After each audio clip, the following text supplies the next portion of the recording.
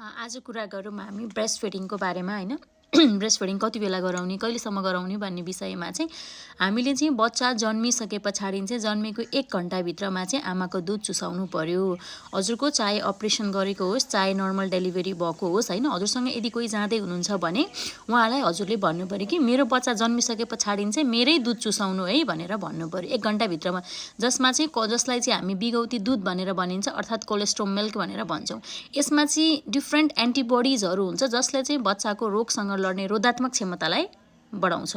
अनि अर्को भनेको चाहिँ बच्चा जन्मिसके पछाडि चाहिँ 6 महिनासम्म चाहिँ बच्चालाई हामीले आमाको दुध मात्रै खुवाउनु पर्यो, जसलाई एक्सक्लुसिभ ब्रेस्ट फिडिङ अर्थात् चाहिँ पूर्ण स्तनपान भनेर भन्छौँ। बच्चाको वृद्धि विकासको लागि चाहिने जति पनि कुराहरू हुन्छ त्यो सबै चाहिँ आमाको दुधमा प्राप्त हुन्छ। 6 महिनासम्म चाहिँ हजुरले पानी पनि खुवाउन जरुरी हुँदैन के, किनभने आमाको दुधमा नै पानीको मात्रा हुन्छ। 6 महिनासम्म एक्सक्लुसिभ पूर्ण रूपमा स्तनपान गर्नु पर्यो।